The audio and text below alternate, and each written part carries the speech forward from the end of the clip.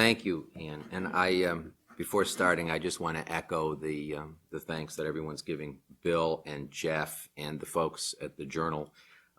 If anybody in this room has ever put together a conference like this, and Kenny, if anyone's ever put together a conference like this, you know the enormous amount of work that it is.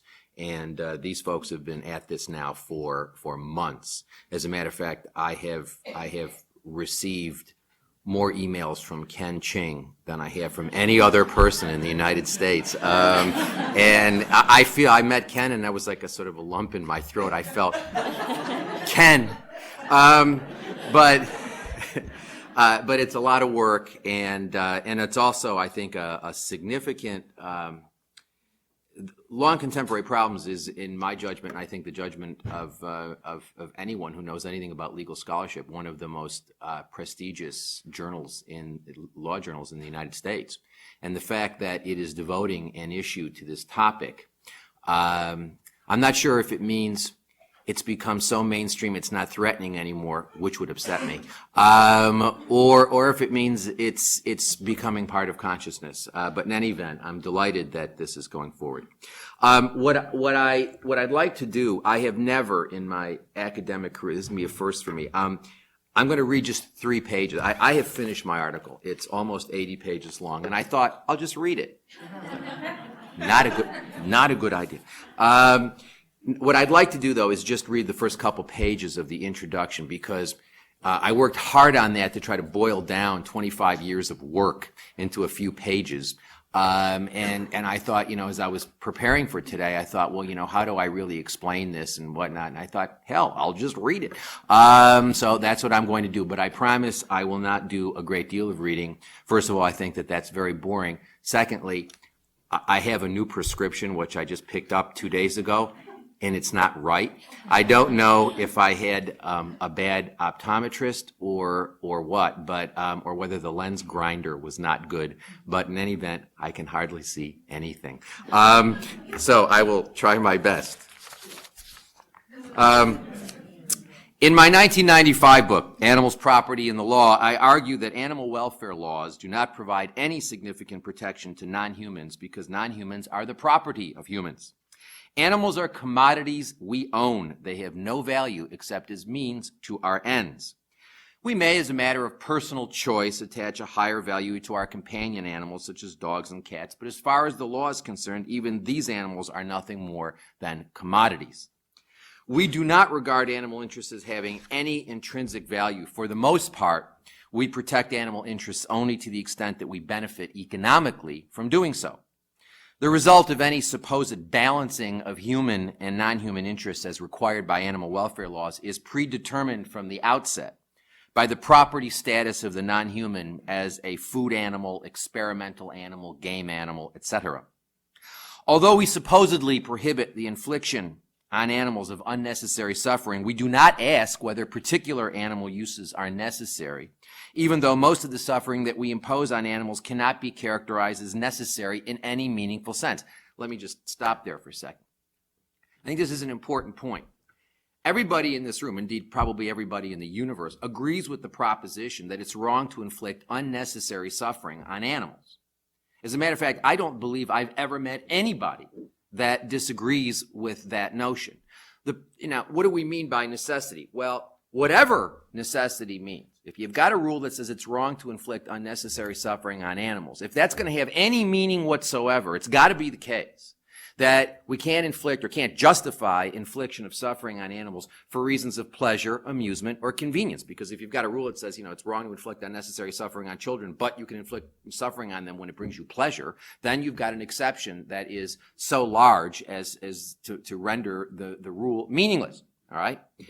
But I would suggest that 99% of the suffering and death that we inflict on non-humans can be justified only by pleasure, amusement, or convenience. Let's just take, for example, eating animals. That's the largest number of animals that we exploit, over 10 billion animals a year for food.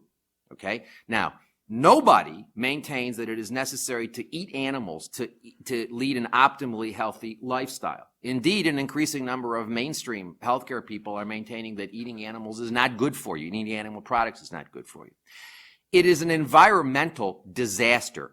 Animal agriculture is an environmental disaster. It takes between 6 and 12 pounds of plant protein to produce 1 pound of flesh. It takes 1,000 times more water to produce a pound of flesh than it does to produce a pound of potatoes. Okay, putting aside, nobody maintains it's necessary. The best justification we have for inflicting pain, suffering, and death on 10 billion animals in this country a year for food. And 1 billion is 1,000 million, a huge number. The best justification we have is they taste good. And we purport to take these moral norms seriously, but the bottom line is we don't. We ask only whether inflicting more pain and suffering, we only ask whether we are inflicting more pain and suffering than is required for the particular use. We look to the customs and practices of various institutions of exploitation to determine what is necessary, and we assume that those involved in the activity will not inflict more pain and suffering on their property because it would be irrational to do so, just as it would be for the owner of a car to dent the vehicle for no reason. We do not, for instance, ask whether it's necessary for us to eat animals. We ask only whether the pain and suffering imposed on animals used for this purpose goes beyond what is regarded as acceptable according to the customs and practices of animal agriculture. To the extent that it is customary for farmers to castrate or brand animals, both very painful activities, we regard such actions as necessary, and we assume that farmers would not mutilate expensive animals for no reason. Therefore, the level of care required by animal welfare laws rarely rises above the level that a rational property owner would provide in order to exploit the animal in an economically efficient way. This makes sense. If you think about it, that animal welfare laws are sort of pegged to the standard that is required in order to exploit animals for a particular purpose. When we try to get the law to move beyond that, what we're really doing is saying to the property owner, we want you to value your piece of property more than you value it. We want you to give it a higher value. That's something that property owners resist, the legal system is not comfortable with, and this is true particularly in a culture that fetishizes property, like this one, in which the law exists to protect property, primarily to protect property relationships. I think the law of all Western nations does that, but particularly here, where we really, where the right to property is considered so essential, and so much a sense of, so much a sense of who we are is bound up with what we have. So, let me give you an example. I had an interesting discussion some years ago. Some of my students saw some guard dogs near the law school, and they thought they were being kept in a very, very terrible way, which they were. And so I went over and I looked at the situation. It was dreadful. So I called the guy who there was a sign on the fence with a phone number. So I called the guy and I met with him. And I said, couldn't you, just give these dogs a bit more, a bit better shelter and do a few things that would make their lives, which are terrible, just a bit better. And he looked at me and said, why would I do that? And I said, well, because, it would be better for the dogs. They would prefer that. And he said, I would prefer a bigger house than I have. Do I have a right to it? And I said, no, I understand that. And he said, but I don't understand what you're asking me. He said, why do I have to provide, he said, I'm complying with the law, and the dogs are fine. They're not dropping dead. They're serving their purpose as guard dogs. They're doing what they're supposed to do. Everything is fine. Why is it that you think I have to, what he was actually asking me was, why do I have to assign them greater value? That's money out of my pocket. Why do I have to assign my property greater value? It's my property. I value it the way I want to value it. As long as I exploit it efficiently, the law has nothing to say. As long as I give the dog food and water and provide the level of welfare that is necessary to exploit this animal for this purpose, that's fine.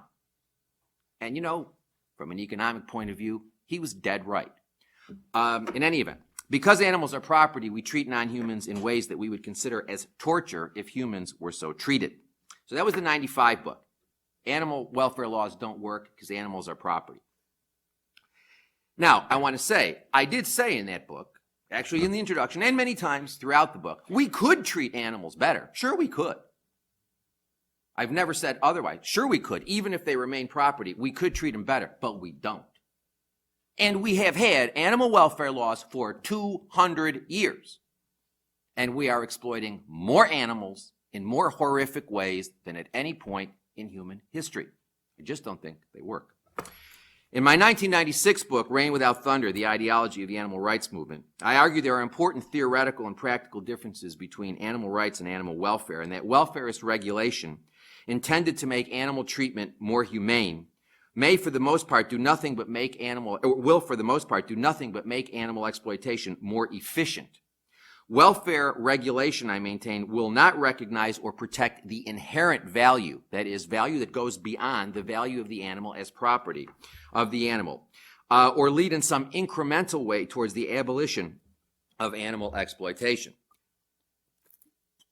For example, I discuss how federal legislation that supposedly requires the humane slaughter of non-humans for food purposes was justified by, in the legislation 1958, and limited to measures that ensured worker safety and reduced carcass damage.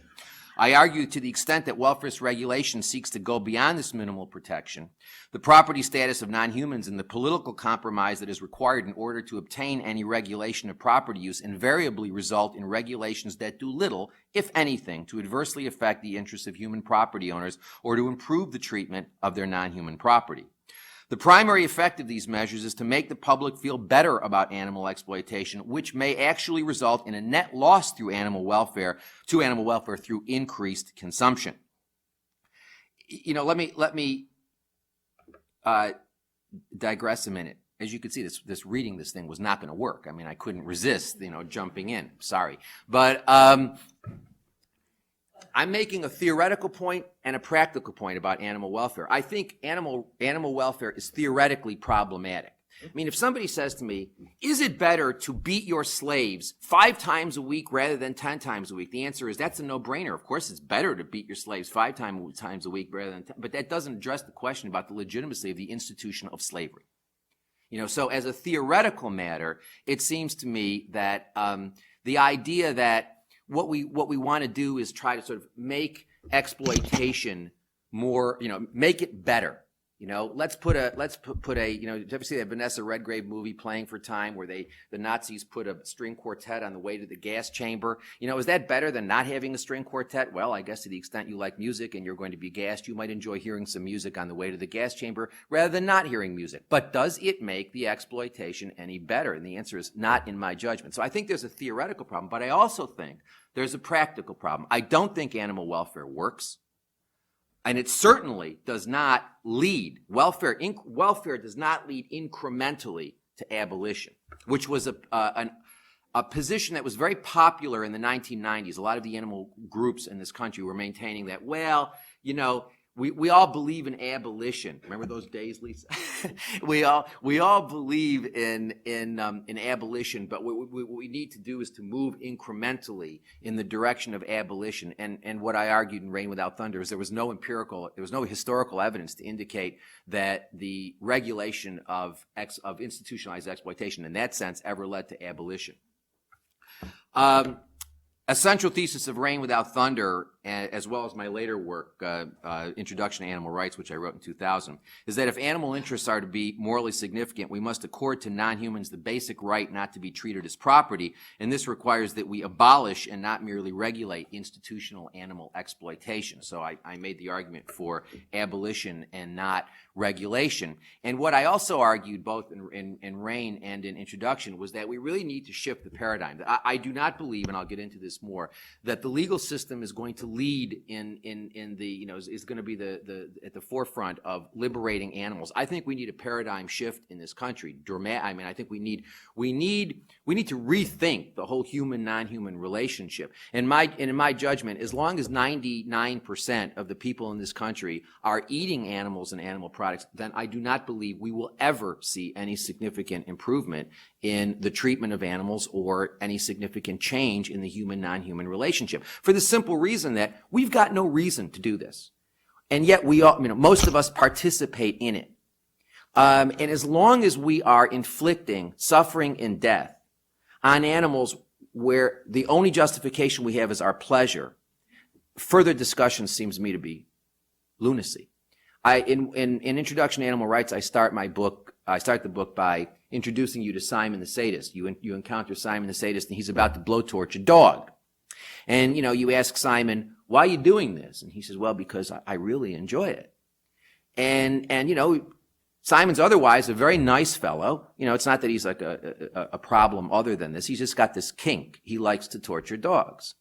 And I use this as an example, and I've used this in classes and lectures, and I say, you know, is there anybody here that, you know, thinks that's okay? Nobody ever says it's okay. And I say, well, why is it not okay? Well, because, you know, Simon's hurting this dog. Well, what's wrong? I mean, you know, if Simon were a researcher and he was doing burn research, maybe, but even then I don't feel comfortable. But Simon is not a researcher, and he has no reason for doing this except he enjoys it.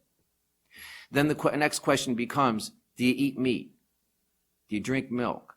Because if you do, you're sort of in the same position, except you're paying somebody else to do it for you.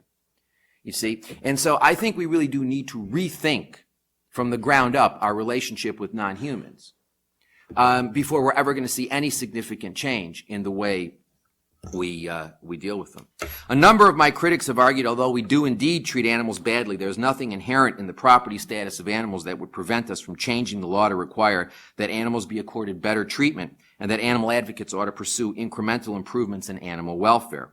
Although I do not believe we can justify the property status of non-humans irrespective of how humanely we may treat them, just as we cannot justify human slavery even if it is humane, I certainly agree with my critics that we could treat animals better than we do.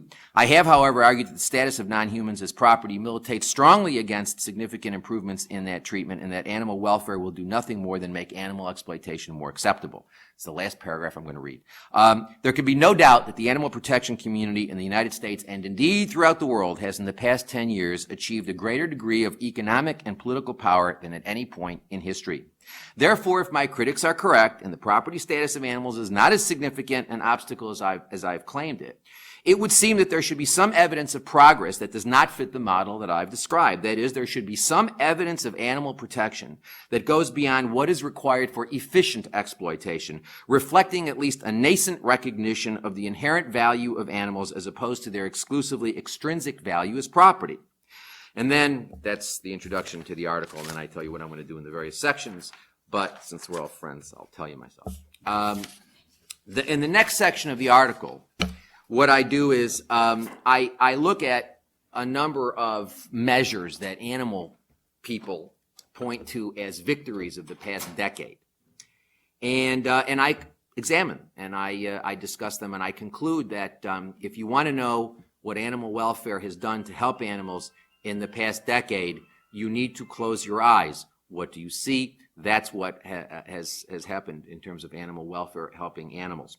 I start with fur. Actually, I found a great article by Peter Singer, who is a philosopher who supports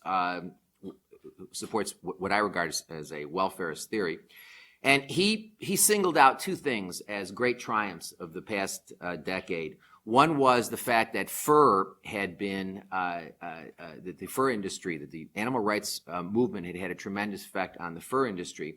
And the second thing that he pointed out was the campaign by PETA and other organizations to get McDonald's to adopt better treatment of animals that we are consuming. And now let's talk about fur. I mean, the bottom line for fur is I don't know what Peter was looking at when he was talking about the fur industry, but all of the statistics show unequivocally that the fur industry is stronger today than it has been in a long time. Now, that was a central campaign of the animal movement of the 1990s, and yet there has been no improvement in that area. If anything, the fur industry is stronger than it was 10 or 15 years ago. The business with the fast food, with the animal organizations, the supposedly animal rights organizations, making deals with organizations like McDonald's and Burger King and Wendy's, which I have very serious issues with. If you look at those supposed changes, first of all, they are based on the work of Temple Grandin. And again, I don't have the time to get into the detail, but the bottom line is let me read you a quote. This is from McDonald's. Animal welfare is an important part of quality assurance. For high-quality food products at the counter, you need high quality coming from the farm. Animals that are well cared for are less prone to illness, injury, and stress, which all have the same negative impact on the condition of livestock as they do on people. Proper animal welfare practices benefit producers. Complying with our animal welfare guidelines helps ensure efficient production and reduces waste and loss. This enables our suppliers to remain highly competitive. There's no recognition that animals have inherent value or they have interests that have to be protected even if it's not economically beneficial for us to do so. We go right back to the issue of what's efficient for us to do. I mean, again, this is the same sort of thinking that led to the Humane Slaughter Act of 1958. We can reduce carcass damage and we can reduce carcass bruising of carcasses. We can reduce worker injuries. We can be more efficient at producing a better product. Now, obviously, to the extent that those measures which make them more competitive and increase economic efficiency, to the extent that they incidentally benefit animals in some way. I mean, I guess, it's better to beat the slaves 5 times a week than 10 times a week. But, but is this really a step forward? I mean, is this really an improvement, in our thinking? I mean, is this a recognition that animals have inherent value? Is this a move away from the property paradigm? I suggest not. There was an act that was passed in 2000 called the Chimp Act, which many animal rights people maintained was the most significant piece of legislation since the Animal Welfare Act. Well, given what you think about the Animal Welfare Act, I guess maybe they're right. Again, what the Chimp Act did was to provide a federal sanctuary, which is paid for in part by the federal government, in part by animal welfare organizations, where chimpanzees that are no longer necessary for research are going to be given, a home. And, there's going to be a sanctuary for chimpanzees that are no longer needed in research. Now, again, that was justified by, there was some interesting discourse surrounding the passage of that act. First of all, it was promoted not only by the sponsors of the legislation, but also by the animal community as being a more cost-effective way of dealing with these animals. Rather than having them warehoused in individual laboratories, it would be cost-effective to put them in a sanctuary. Again, not talking about inherent value, talking strictly in terms of what is efficient to do as a matter of property. What is also very interesting is the sponsors of the legislation made public statements saying, if we don't do this, we risk not being able to use these animals in experiments because people are uncomfortable about using chimpanzees. They have 99.5, genetically, they are very, very close to us. Okay? There's a 99.5% similarity genetically between us and there's a 1 chromosome difference between us and a chimpanzee. So we're very close. And some people, the sponsors of this legislation argued, are very, very uncomfortable with the continued use of chimpanzees. If we don't do something like this, we risk not being able to use chimpanzees at all in research. This illustrates a point I made in Rain Without Thunder, is that oftentimes, what animal welfare legislation does is make people feel more comfortable about exploitation so that it can continue. In the face of a situation in which there might be a call for abolition, we rush in, We promote some welfarist solution that dissipates, reduces the demand for abolition. The act purports to create a sanctuary for chimpanzees. It has 3 exceptions.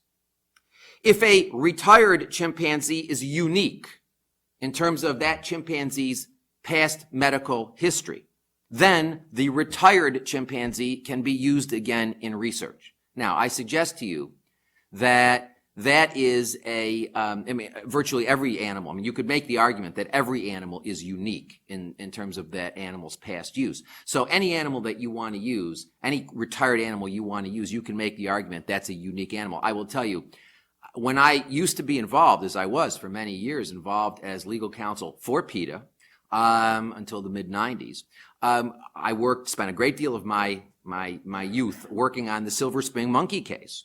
And I don't know whether any of you are familiar with that case, but that was a case in which there was a federally funded researcher in Maryland, and as a result of an expose, the animals, they were macaques, as I recall. Were they macaques, Bill? They were macaques, and they were taken from the laboratory, and they were transferred to the Delta Regional Primate Center in New Orleans, and we tried to get them out. We wanted to get them into a sanctuary, primarily primates in Texas.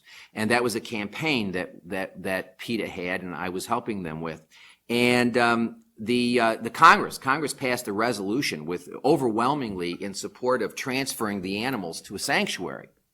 And the response from the NIH was, we're not going to transfer them to a sanctuary, but don't worry, we promise you. And they put this in writing. They sent a letter to Capitol Hill, and they said, we're not going to put them in a sanctuary, but trust us. We are not going to ever use these animals in research again. As soon as the campaign dwindled down, 2 years, well, not even 2 years, shortly thereafter, they started using them in research, and when there was an outcry, their response was, but these animals are unique. There's scientific necessity. We've got to use these animals, and they ended up doing some pretty gruesome experiments to the Silver Spring monkeys.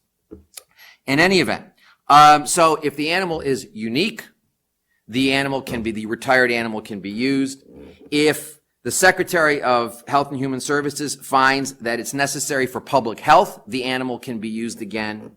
If there are technological advances that occur that were not in existence at the time the animal was retired, the animal can be used again. I maintain that this is a terrible piece of legislation because what it did was it got the support of the animal rights community. So now we have a federally funded, federally controlled sanctuary, which is acting and the other thing that it does is it reduces the opportunity cost. 5 years ago, before the sanctuary was created, if you were a researcher, the opportunity cost to find out about the profiles of various chimpanzees in federal labs across the country, I don't even know how you would have gotten that information. I mean, I guess you could have gotten it, but the opportunity cost for obtaining that information would be extraordinary. Now, there's a centralized data bank, and the centralized data bank has got all the information that you could possibly want, very easily obtainable. Now, anybody who wants to do research can go to that data bank and find that animal that person would not have been able to find or not find easily under the old scheme. So now we have this situation where, this is what is regarded by many of the animal rights people as the greatest victory of the past 10 years. I mean, again, I guess victory is a subjective sort of thing, but it would seem to me that if this is a victory, then then we ought to rethink the use of legislation and the utility of legislation in trying to move this ball ahead further. I discussed some other things. I'm not going to get into them. I discussed the California foie gras prohibition.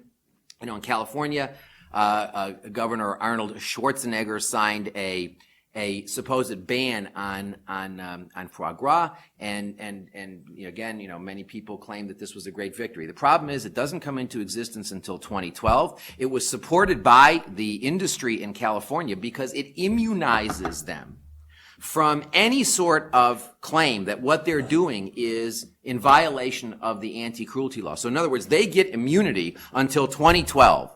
And when the governor signed the legislation, he said, and I hope that in the meantime, the industry can figure out a more humane way to produce this so that the ban never comes into effect. David Wolfson and Marianne Sullivan were talking this morning about the Israeli ban on this product, and I pointed out that there has been a lawsuit filed recently by the industry in Israel seeking to compel the authorities to test a new tube to stick down the bird's throat that's got a silicone lining. That, you know, it's got a shorter tube and it's got like a little silicone lining, and it's supposed to be more humane.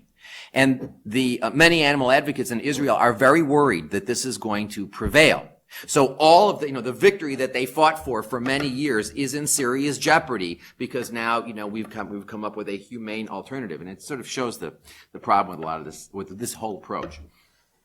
I talk about the Florida gestation crate ban. I talk about many different sorts of things. I talk about the concept of standing under the Glickman case, which many animal advocates feel represented a real step forward because it now allows animal advocates to enforce the Animal Welfare Act. Read the case; it doesn't do that at all. And I conclude at the end of the section that in the past 10 years, nothing has happened in the area of animal welfare that has provided significant protection to animals. Indeed, if you can characterize the past decade, we've moved backward.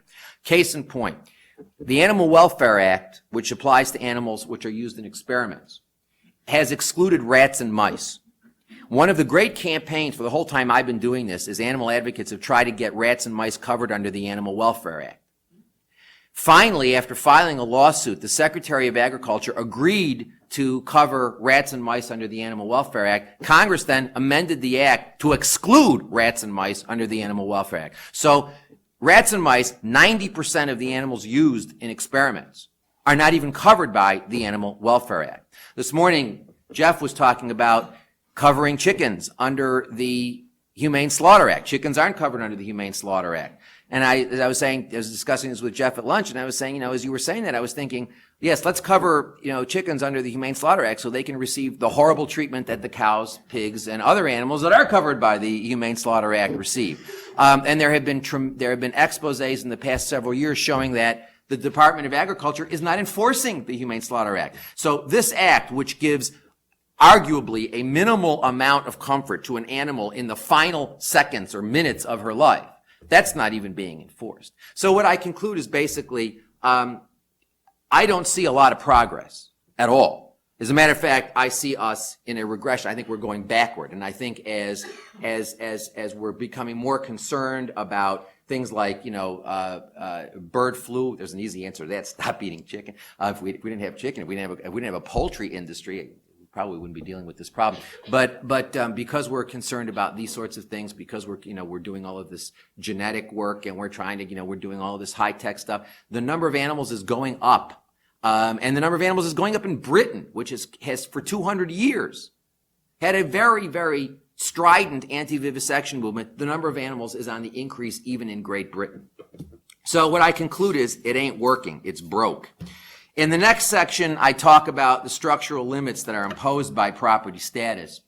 I discuss this mostly in the context of talking about Cass Sunstein. He's the co-author with Jeff Leslie on the piece that Jeff discussed this morning in the second session. Cass Sunstein did a review of one of my books in which he basically argues that the property status of animals doesn't really stop us from treating animals better. And I've never argued to the contrary. I mean, we could treat animals better. We don't. And there are important reasons for that. Because animals are property, there are all sorts of structural and institutional limitations that prevent us from saying, here's something which has extrinsic value. It is property. That's what property is. Okay? I mean, property is that which has only the value we give it. Simplistic, but nevertheless okay for present purposes. And you say, well, but wait a minute, what about landmarks? Well, we don't value landmarks, at a higher, in a more significant way because we think that the landmark has inherent value. We value the building. We want future generations of humans to be able to visit that building or see that artifact, whatever. But it's property. We value it. It doesn't have inherent value. Okay, and so what I suggest, so what I, in responding to Cass, I make the point that yes, we certainly could treat animals better. I mean, there are some marginal improvements. I mean, some animals are treated somewhat better in some European nations. I think we have to be very careful not to exaggerate that. There are some people who think that, it's great, that they would love to sort of go and apply to be, a cow in Britain. Don't do it. It's still a pretty nasty life. There are some marginal improvements. And what's interesting with this bird flu thing, there are several countries that have laws that supposedly ban intensive confinement of birds, and those laws are now they're moving all the birds back indoors, and we're going right back because even to the extent that you have that small recognition, the moment some human interest becomes implicated, the animal interest gives way, the animal loses, as the animal always does. And so I talk about this in the next part of the paper. I talk about why I look at property theory from a jurisprudential and philosophical and economic perspective, from those perspectives, and I say, given what property is, economically, philosophically, juridically, you can't really expect a heck of a lot of movement in the direction of recognizing that something which by its nature has extrinsic value really has inherent value. And Cass makes the point that we can recognize the inherent value of animals even if they're property, and I maintain I do not believe that is the case. Then I go on to talk about how some animal advocates recognize that property is a problem, but they say, but we really can't, we're not going to abolish property tomorrow. So the only thing we can do is we can only pursue animal welfare, because if we don't pursue animal welfare through legislation and court cases, then we do nothing. So it's, you either do something or you do nothing. And I discuss that in the paper as a false dilemma, that's nonsense. That it's not a question of you pursue welfarist legislation or welfarist court cases or you do nothing. It's not that at all. Whatever we do, I don't care what it is, we are not going to immediately end all animal exploitation. And there may be a lot of us, and I suspect there are, who don't want to end it, period. And who think that animal exploitation is fine. We just ought to, be nicer to them or whatever. But for those of us who say, yeah, we would like to see the abolition of non-human slavery, we're not going to see that no matter what we do, no matter how creative the legislation is, how creative the court case is. It ain't never gonna happen. Not for a while yet. Not in my lifetime. Not in your lifetime. Not in your great grandchildren's lifetime. So the question is, what do we do now? And I maintain and argue in the paper, as I have in Rain Without Thunder, but I go back to the argument in the paper 10 years later and say, look, we've got limited time and we've got limited resources. We have choices to make. And what I argue is that there's no real proof that animal welfare reduces suffering in the short term. There's no proof that it reduces suffering in the long term. If anything, it is intuitive, although I don't have empirical studies, but my intuitions tell me, and it's common sense, that to the extent that people feel uncomfortable about animal exploitation, improving animal welfare makes people feel less uncomfortable about animal exploitation. So that doesn't move people in an abolitionist direction. It keeps them exactly where they are. It makes them more comfortable. I mean, I remember when I started shopping at Whole Foods, when I first went into a Whole Foods probably 10, 12 years ago, they didn't sell meat. They did not sell meat. Now they sell meat, and they have all these signs up saying, humanely raised, and, all these animal groups support us, and they think we're wonderful. And now they're selling meat. They're selling meat 10 years later. I suggest that is some indication that they're on to something. They're on to something that let's make people feel comfortable. And I believe, Darian, are you going to talk about that? Professor Ibrahim I think is going to talk about how, is it correct to say how bogus the Whole Food standards really are? Yes, there you go, how bogus they are.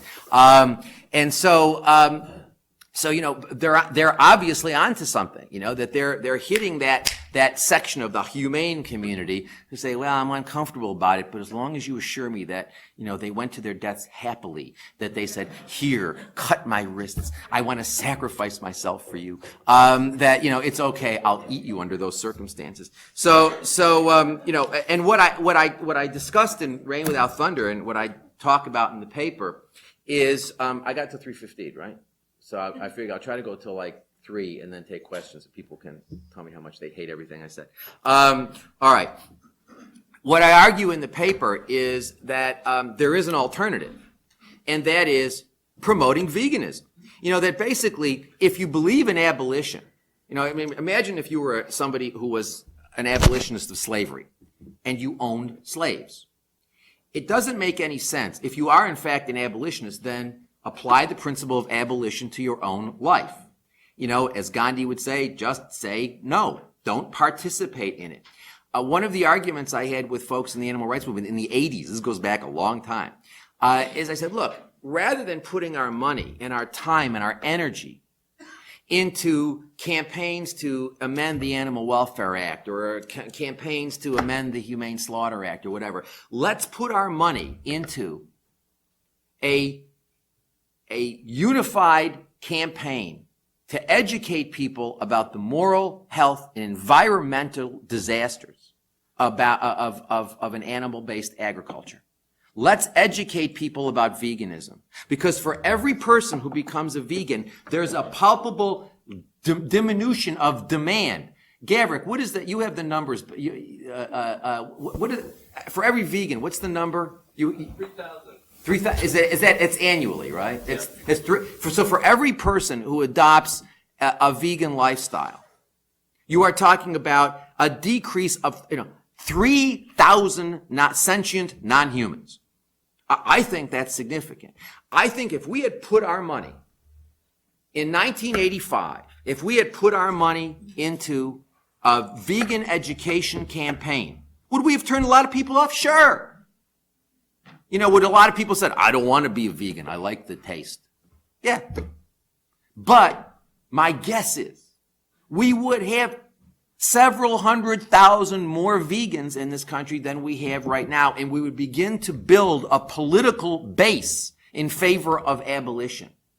I heard somebody this morning, I teach at the State University of New Jersey, Rutgers, the State University of New Jersey. I heard somebody talking about bringing a lawsuit to compel the authorities in New Jersey to have humane farming methods. You want a revolution in New Jersey? Let the Department of Agriculture in New Jersey, there is no political base for any sort of significant change like that. Absolutely none. People would never support that sort of thing. There is no political basis for abolition. We have no abolitionist movement. We need an abolitionist movement. It doesn't exist. I suggest that had we in 85 put all of our time and our energy into a vegan education campaign, it would have reduced suffering far more than we've reduced suffering with all of the animal welfare that we've had in the past 20 years, not just 10. Let's go back 20 years. Multiply it by 150 million, and you still wouldn't have the diminution in suffering that you would have if you had 250,000 more vegans. So it's not just a question. Nothing we do is going to stop it all tomorrow. I agree. I've never said anything to the contrary. What I have suggested is life is short, resources are limited. What are we going to spend tomorrow doing? Are we going to spend tomorrow, trying to convince a close friend to become a vegan? Or are we going to spend tomorrow trying to get Congress to include chickens under the Humane Slaughter Act so that they can be treated as well as the cows who aren't stunned properly and are tortured in the slaughterhouses?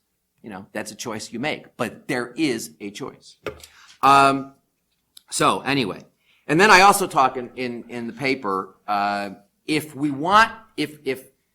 really wedded to the idea of legislation and court cases, what we ought to try to do is go for those prohibitions rather than regulations, but prohibitions which incrementally eradicate the property status. Now, I suggest it's going to be really hard to do these things because I don't think that I don't think there's a real that there's enough support for that at this point. I just don't believe that's possible for these things to work. However, they could be interesting from an educational point of view. If rather than saying, let's make the battery cages a bit larger, if you said, let's prohibit battery cages altogether, based on the recognition that these animals have inherent value and intrinsic, they have intrinsic value that can't be compromised, even if it's economically beneficial for us to do so, and where we don't substitute and suggest the substitution of a more humane form of exploitation. If one is wedded to trying to deal with this legislatively, because I just don't believe that's possible. I do not believe it is possible to get good legislation at this point in history. There is no basis to believe that that's going to work. And the proof is the past 10 years. Nothing has been produced that is worth the paper it's written on. So I suggest that if we want to, if we're wedded to legislation, that what we ought to try to do is go for prohibitions that incrementally eradicate property status. I'll be happy to discuss that more in the question period. Finally, well, actually not finally, penultimately, I discuss animal law.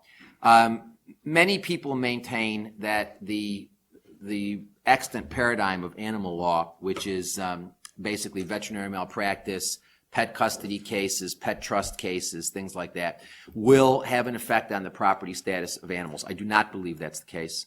For example, let's just talk about, there are a lot of lawyers bringing cases now trying to get more than market value for companion animals that have been injured negligently, say by veterinarians, because the standard measure of damages is fair market value. So as we were told this morning, fair market value of a stray of your shelter dog is basically nothing.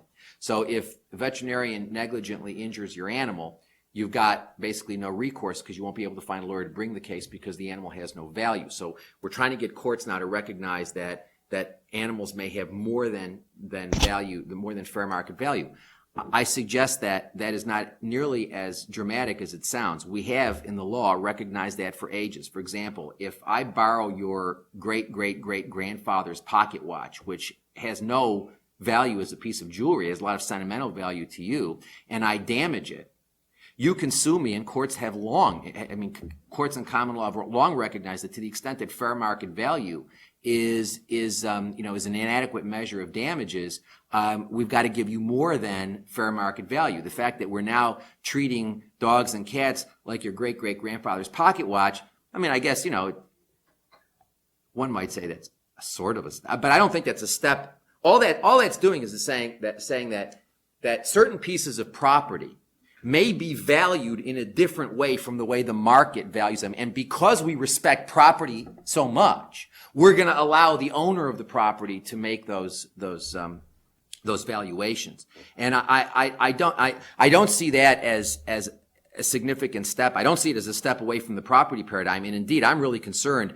Although some veterinarians do clearly commit malpractice and they ought to be sued for it, I never want to suggest anything which would decrease work for lawyers. But to be frank with you, I am concerned about a policy. Bill, I'm looking at that clock in back of you, and it gives me 5 minutes. That's the official clock, Bill. That's the official clock. But I'm trying to wrap it up.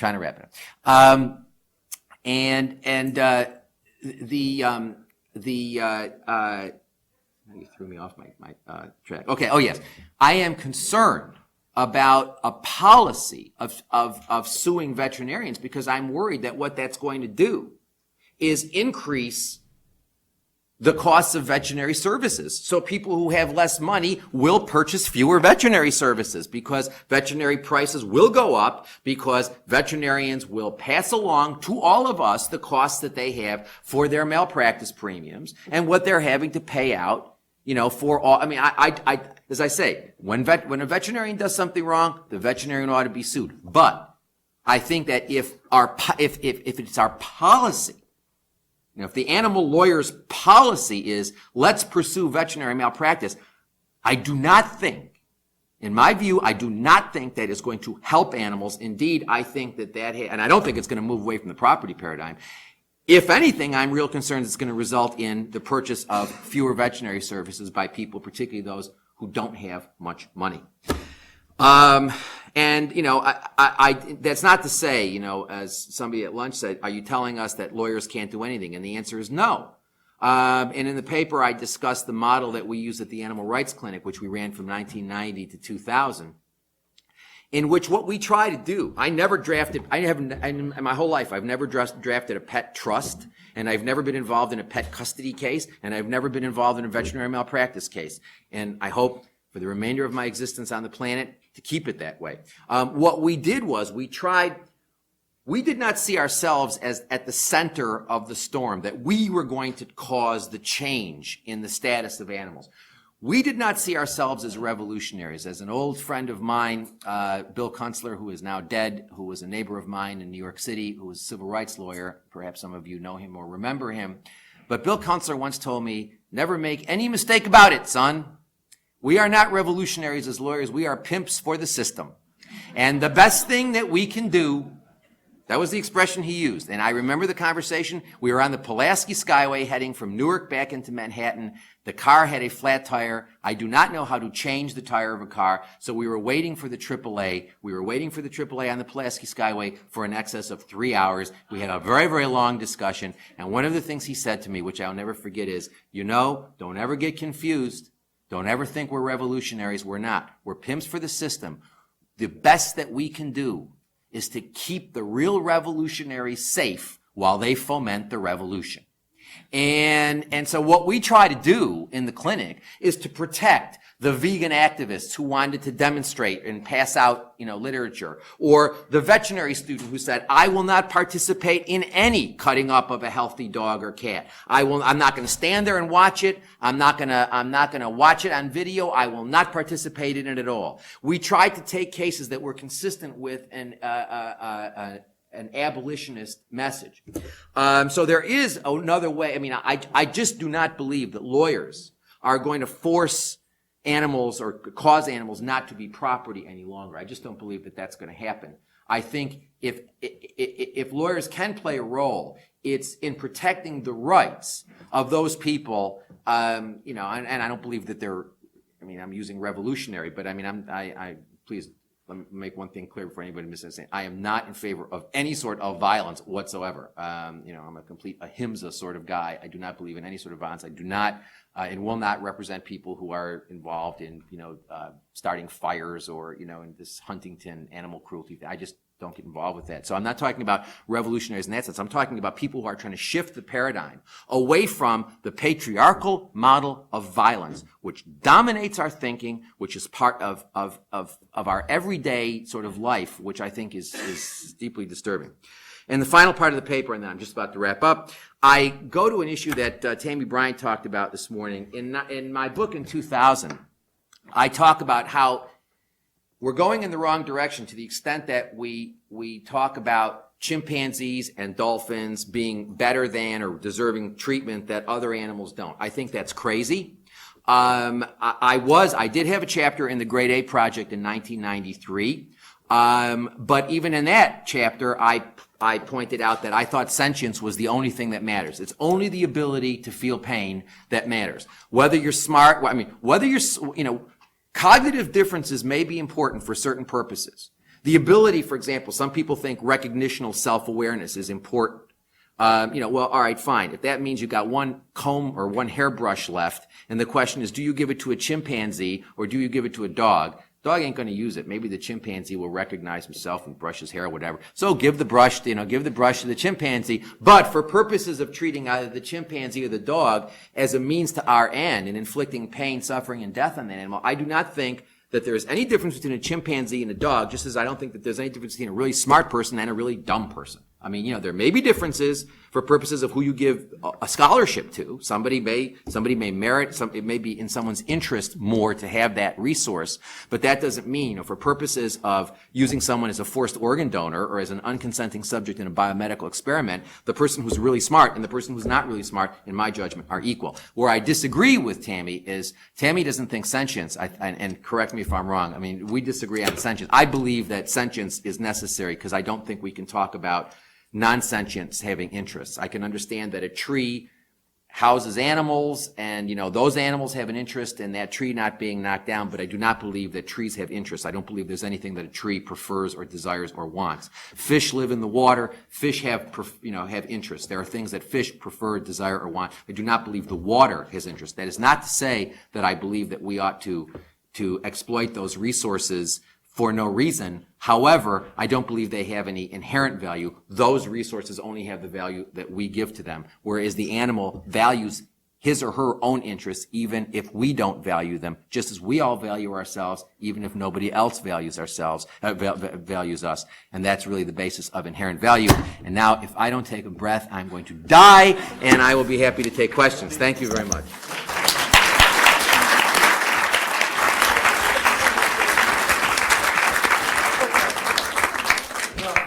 Session begins in 15 minutes. Those of you who just have to have a 15-minute break, take it now.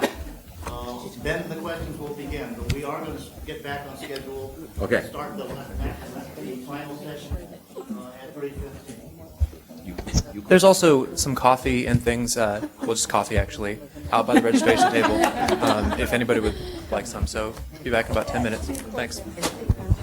Begin with questions here in the front. Hi. I really make that. You might have to speak up. That's hard for me. Is that better? Yeah, I can. Okay. I really agree with the point that it's impossible to accomplish anything without support from the ground. Hello? I can hear you. I can hear you fine. We can't hear it. Okay. So I'm wondering, because I know that so much money is spent by large corporations every single year. There's like so much against what we're trying to accomplish, forces of dark versus forces of light. So I'm wondering if in any of your books, or you have any recommendations of ways to create that political support to move things forward? I think education, there are all sorts of creative things that we can do. Education is the most important thing that we can do. Education is labor intensive. It is not as appealing as some of the campaigns that are promoted by some of the organizations.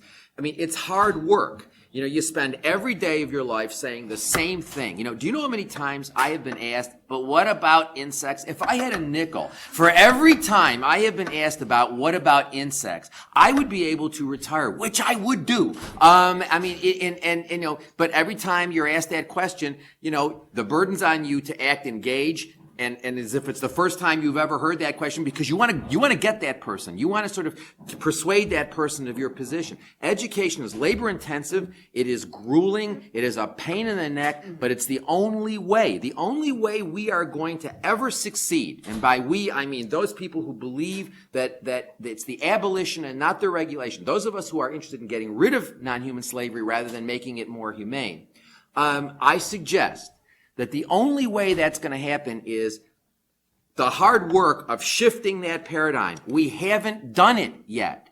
This is the problem. We're still focused on the bifurcation, saying that there's a difference between treatment issues and use issues, and we focus on the treatment issues and not on the use per se issues. And I suggest that was a strategic blunder that we engaged in the 1980s, carried forward into the 1990s, and I don't see us moving away from it at all. So if you ask, what can we do? Educate, and educate more, and you'd be surprised. Look, half of the people in this country, over half the people in this country, have a dog or a cat. That's a hook to getting those people to understanding the issues. And, you introduce them slowly to the issues. And I don't generally tell these people that, I have 5 dogs. And you will not meet anybody in the entire planet that likes dogs more than I do. But let me tell you, if there were 2 dogs left in the universe and it was up to me about whether they were going to continue to breed so that we could own dogs, the answer is no. I wouldn't do that. But I don't say that right at the outset. And that's okay. If I'm asked about it, I will answer it honestly. But what I try to do is I say, well, you love your dog? Yeah, I love my dog. Why do you love your dog? Well, my dog loves me back. Really? Yes. Does your dog have a mind? Well, of course my dog has a mind. Does your dog think? Well, of course my dog thinks. So you think your dog has is emotional? Oh yeah, absolutely. My dog thinks. Then they always tell you stories, and you have to sit in there listen to stories about what people's dogs do. And then you say, let me ask you a question. What do you think the difference is between the dog that you love and the cow you stick that fork into? Because there ain't no difference. There isn't, you know, and you know, but you just have to try. You know, education is very challenging, and in a sense, you have to sort of tailor it to people on an individual basis. But I think, as far as I can see, it's the only way. We are not going to succeed at whatever else we're doing. It's not working. You know, I mean, there are things we could do. You know, somebody mentioned, maybe it was Marianne Sullivan, I don't remember, but somebody mentioned about hitting subsidies. You know, so that we could, because you know, meat is highly subsidized thing. And, you know, to the extent that you get rid of subsidies and make meat more expensive, you know, you can decrease consumption. You know, to the extent that you make meat more expensive, then only rich people can afford meat. That's not the answer, but, you know, it can, you know, but, you know, there's also a problem with, you know, if you make beef more expensive, people then switch to chicken, and so you're actually killing more animals. I mean, so it becomes complicated. But I think ultimately, the only thing we can do is become vegans ourselves and apply the principle of abolition to our own lives, and then try to persuade people of the importance in their lives of that. And I mean, you know, look, been doing this for 25 years. I have a huge file of letters I've gotten from students and people I've talked to in groups over the years, and you know, who say, you know, yeah, I hadn't really thought about it that way, and you know, yeah, you know, I mean, I gave a talk at the University of Scranton, which is a Catholic school, and I talked about how we feed enough grain in this country every day to animals that we're going to eat. We could give 2 loaves of bread to every human being on the planet. That, to me, I don't care what you think about animals, that, to me, if you care about humans, raises a very important issue. And we got to grab people where they are. Yes, gentlemen right here. If property status is the extreme on this end and abolition or equal rights is the extreme on this end, do you find any, with respect to animal rights under the law, any palliative middle ground that strive for? You said you talked about in the question period about chipping away. Well, I think that if you are going to pursue legislation, for example, it seems to me that legislation like the Chimp Act, I think the Chimp Act was a disaster. If you're talking about what sort of legislation would you pursue? I would try to talk you out of it. I would say, look, you're better. How much money do you want to spend? I got $100,000 I want to spend on this campaign in 6 months of my life. I would say, take your $100,000 in your 6 months and do education, and you'll get further ahead. And you say, no, I don't want to do education. I want to do legislation. I would suggest to you, try to come up with a prohibition that affects a significant institutional exploitation of animals, where you are prohibiting that activity based explicitly on the recognition that animals have inherent value, and where you don't substitute a supposedly more humane alternative. Now, you would respond to me, I'll never get my legislation passed. And the answer is, yes, that's right. Right now, the only legislation you can get passed is useless legislation. Do you wish to spend your time pursuing useless legislation? It may be something you can fundraise off of, but... H.R. 503 fits that? Horse transportation for slaughter bill. Fits that definition? Yes, I do. Yes, I do. I think that, again, I think that we would be better off. Yes, I think that piece of legislation is better than most. And again, I don't have it in front of me, obviously, and I'd have to look at how it was proposed and what sorts of things were said in its support, etc. But we romanticize about, you know, horses are sort of treated differently in the national mythology. And so we're more differently in the definition of livestock about the USDA when it was defined.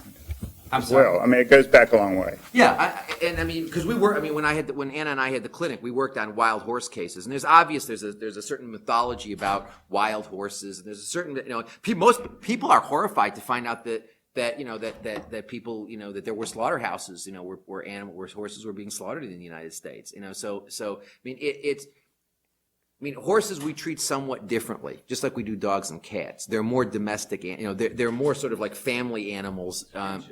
Yeah, there's more of a relationship there. So, you know, the Horse Transportation Act is arguably more in that direction. But again, I mean, I don't know that I'd have to look at it closer before I said, yes, this satisfies the criteria I laid out in Rain Without Thunder. One or two more questions. Yes, in the pink. The concept of thank you for that excellent talk. The concept of human rights gives people freedom from being owned and killed and eaten. But in a world drifting further and further from social welfare, all humans still have to be productive and work to make a contribution to secure their place in the world. What work what's the work that animals are going to be able to do to justify their existence? I don't believe, if we took animal interests seriously, we would stop bringing domestic animals into existence altogether. I mean, you know, the subtitle of my 2000 book is Your Child or the Dog, you know, and it's got this little picture of the kid and the dog. That's actually my dog. And you know, the kid's not my kid. And you know, there's because people always say, well, you know, if you were walking by the burning house and you could only save the human or the dog, who would you say? And what I argue in the book is that what we do is we bring domestic animals into existence. We drag them into the burning house, and then we say, gee, you know, what are our moral obligations? And you know, I mean, the fact that we create these animals, stick them in the burning house. In the future where we're not going to, it's going to be a non-interventionist policy with animals. The only animals that should be out there are animals in the wild. I do not believe, I mean, I think it's my chapter in Oxford, in the Sunstein book. I think I ended by saying, for me, the interesting question is not whether the cow should have standing to sue the farmer for violations of the anti-cruelty law, but why we have the cow here in the first place. And so, yeah, in my ideal world, it's not a question whether animals have rights to sue humans or whether they have standing or whatever.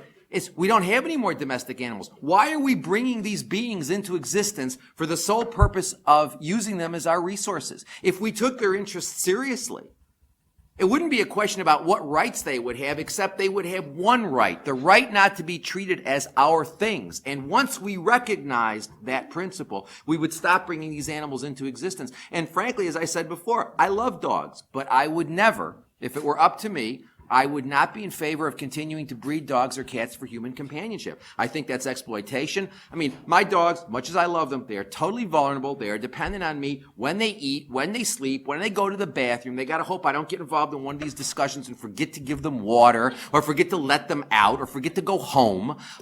You know, they are They don't exist, right? I mean, and then in some ways, it's like the abortion debate. It's hard to do. How do you debate non-existence versus some level of existence? But in a way, the existence your dogs have is better than nothing. No. But you could say the same thing about, you know, you could say, well, we could in a few years we will be able to genetically engineer people who are severely retarded. That we'll be able to use as forced organ donors. So you could say, well, you know, they have a nice life, and then when they get to be X years old, we just harvest their organs. I mean, you know, they have a nice life, you know, but I don't think that answers the question. I mean, I think that's... I'm sorry, we have to end the questions now so that we can move on to our next panel, but join me again in thanking Professor. Thank you very much. Thank you.